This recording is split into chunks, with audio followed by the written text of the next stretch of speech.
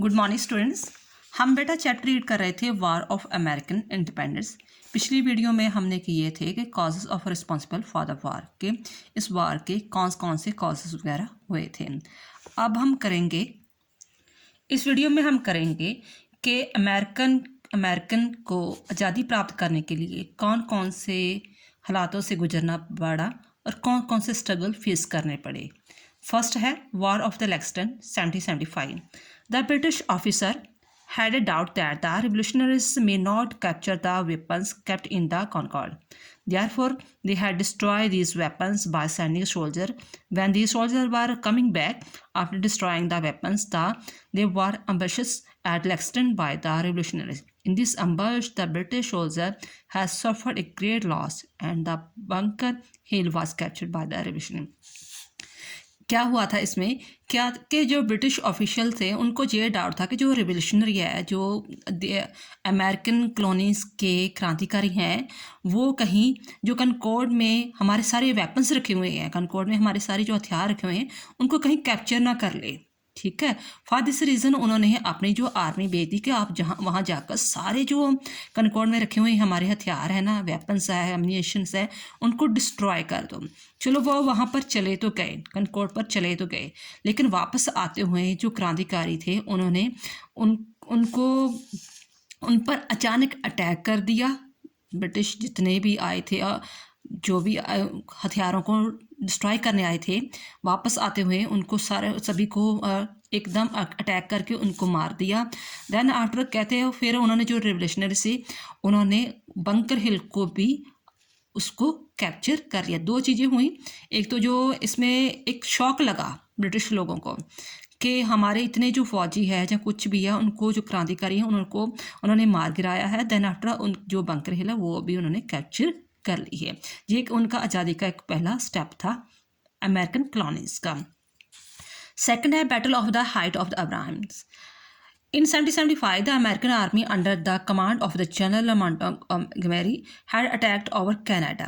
Mr. Carleton, the then governor of the Canada, allowed the army of General Montgomery to take control of Montreal, the city of the Canada. Under strategy, he had prepared his army to deal with the American soldiers at Quebec. When the American soldiers were returning back, a battle took place at the height of the Abraham, in which the American General Montgomery was killed and the Canadian forces had won. पहले तो जो क्या हुआ था कि 1775 में American army जो थी कमांडर जनरल मोंटगोमरी के कमांडर के अधीन वो अटैक कर रही थी कनाडा पर।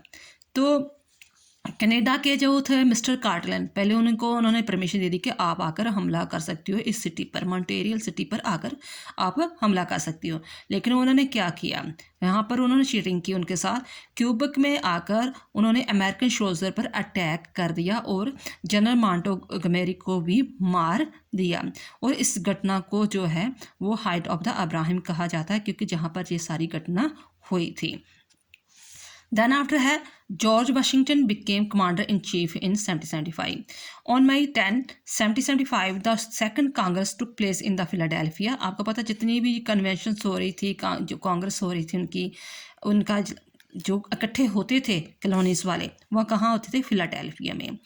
In which George Washington was made the commander-in-chief of the army of the colonies. He made the British soldiers to run from the Boston and along with the had established control of the New York. फिर दोबारा जो कांग्रेस उनकी Philadelphia में हुई, इसमें जहाँ पर जो जॉर्ज वाशिंगटन थे उनको उन्होंने आर्मी का चीफ बना दिया, क्योंकि पहला तो उनका मर गया था जी, यहाँ पर जनरल मोंटगोमरी जो अब्राहम के स्थान पर जो किल कर दिया था। देन आफ्टर इसको चीफ बना दिया गया और इसने बड़ी बहादुरी के साथ अपने जो आर्मी है, कॉलोनीज वाले आर्मी है, अमेरिकन की आर्मी है, उनको लीड किया। बोस्टन में जाकर उन्होंने जितनी भी ब्रिटिश की आर्मी थी उनको भगा दिया। देन आफ्टर न्यूयॉर्क पर भी कब्जा कर लिया, यानी कि यहाँ पर उसने अपनी जो है सत्ता जमाई, सत्ता को दिखाया, पावर शो की कि यस वी आर हियर, कि अब हम आपके साथ लड़ने के लिए तैयार हैं। Then after declaration of the independence 75 में ये बात हुई। देन आफ्टर 76 में on July 4th 1776 third Congress, ये दूसरी फिलाडेल्फिया में कांग्रेस हुई थी, अब जो third Congress took place in the Philadelphia in which the formally independence was declared, and it was said thou the declaration of the independence we hold these truth of the self-evident that all men are created equal, that they are endowed by their creator with the certain inalienable rights।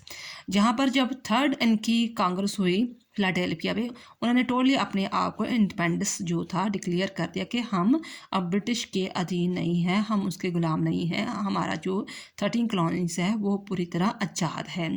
उसने ये अपने declaration में कहा कि हर एक किसी को जो दुनिया में आया है उसको लाइफ, लिबर्टी, हैप्पीनेस जीने का उसको ये बर्थ राइट है, तो हमारा ये बर्थ राइट कोई भी छीन नहीं सकता।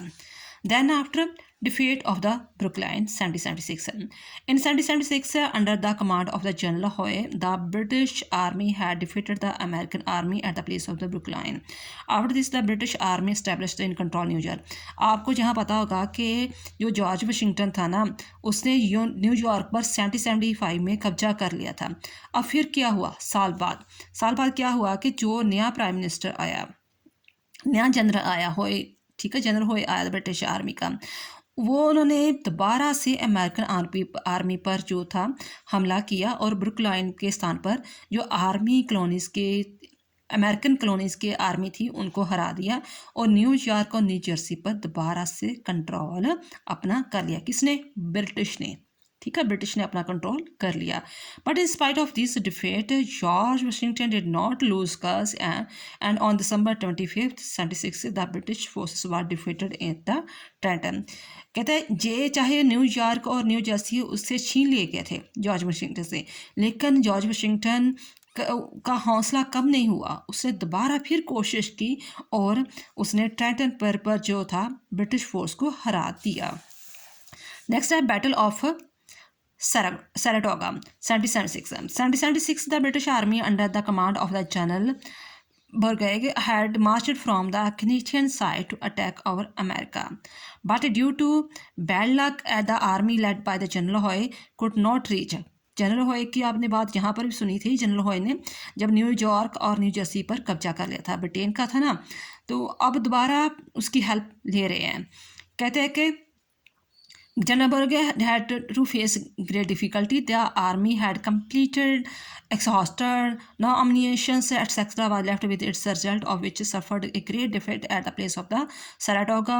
France in 1778 and Spain in 1779 had also declared war against England, as a result of the which England was caught in the very serious situation।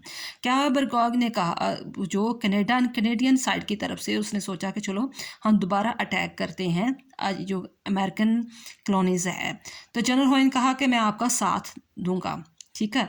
लेकिन क्या हुआ कि जनरल होए जो था वो जनरल बर्गॉयन की हेल्प करने के लिए पहुंच ना पाया। कुछ सिचुएशन ऐसी क्रिएट हो गई थी कि जनरल होए जो था जो उसकी दोनों एक दूसरे की हेल्प ना कर पाए। फॉर दिस रीज़न को जो इनकी जो फौज थी वो काफ़ी एक्सहॉस्टेड होगी, उनके पास कोई हथियार ना बचे और उनको काफ़ी जो मुश्किल का सामना करना पड़ा। और दूसरी तरफ इसी में सैराटोगा में उसे काफ़ी हार देखनी पड़ी। और दूसरी तरफ जो फ्रांस था और स्पेन, उन्होंने भी इंग्लैंड के खिलाफ जो युद्ध छेड़ दिया कि फ्रांस, क्योंकि दुश्मन देश बन गए उनकी एक तरफा इंग्लैंड के, उस यानी कि इंग्लैंड जो था वो चारों तरफ दुश्मनों से गिर गया। फ्रांस का, स्पेन हो गया, इधर अमेरिकन कॉलोनीज होगी, तो इंग्लैंड जो उसकी कंडीशन काफ़ी सीरियस हो गई। Last campaign of the 1780-1783 and the victory of the Yorktown. In 1780, the British General Clinton had established the control over the Charlestown, the capital of the South Carolina. After this, 1781, Cornwallis had established control over North Carolina, and he had made up his mind to march towards the Virginia so that he was able to fight with the George Washington. The British General Clinton was already waiting of the attack by George Washington. General Clinton had asked General Cornwallis to hold front war Yorktown and to wait for help by the British warships. Since the British warships were turned back by the French warships, so it could not reach for the help. वो जो पीछे घटना हुई थी कि वो उसकी help के लिए नहीं आ सका, जहाँ भी ये सेम रिपीट हुआ कि उन्होंने स्ट्रैटेजी अपनाई कि मैं इस तरफ से आऊँगा, आप दूसरी तरफ से आना और हम मिलकर ही अटैक करेंगे, लेकिन वो एक दूसरे की हेल्प के लिए ना आ सके। Since the British war, ships were turned back by the French warships, so it could not reach the for help, as a result of which about 7,000 soldiers out of General Cornwallis army was stranded in the Yorktown, who was surrounded by the 1800 American soldiers। वो देखो 7,000 soldier थे, लेकिन American के कितने थे? Just only 1800। ठीक है, in the George town under the command of the George Washington.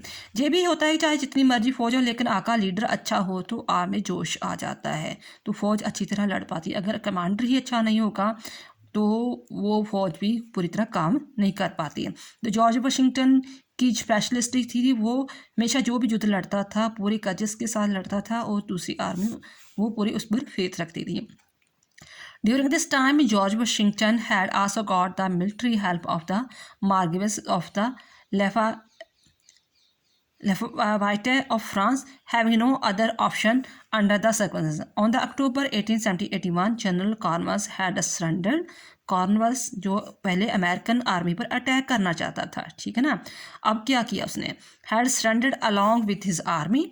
After this the humiliating defeat the British government had come to the conclusion that now onward it would not be possible for them to keep American under ज़्यादा control.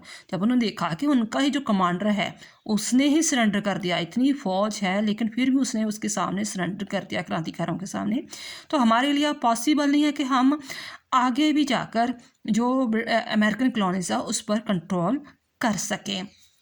So accepting the responsibility of that defeat, the British Prime Minister Lord North had tendered his resignation. After this, Lord Rockingham, the leader of the Whig Party, आपको पता होगा ये जो party थी British की थी, ठीक है।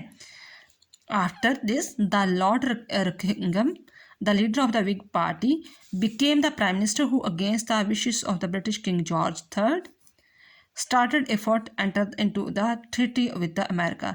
वो भी बाद में जो था इसमें अमेरिका के में बीच शामिल हो गया कि नहीं, अमेरिका को आज़ाद कर देना चाहिए। नेक्स्ट है treaty of the Versailles. On September 3rd, 1783, a treaty was signed by the Great Britain, France, Spain, USA, which was known as the Treaty of the Versailles. Under this treaty, the Great Britain has accepted the freedom of the USA, as a result of which USA was born as an independent country on the September 3, 1783। ये सारे देशों ने, Britain ने, France ने, Spain ने, सभी ने मान लिया कि नहीं अमेरिका को अब आज़ाद कर देना चाहिए। इसे वसीला से जो ट्रीटी भी बोल देते हैं, ठीक है। तो 3 सितंबर जो और 1783 को जो अमेरिका आज़ाद हो गया। आई होप ये टॉपिक आपको समझ आ गया होगा। थैंक्स बेटा।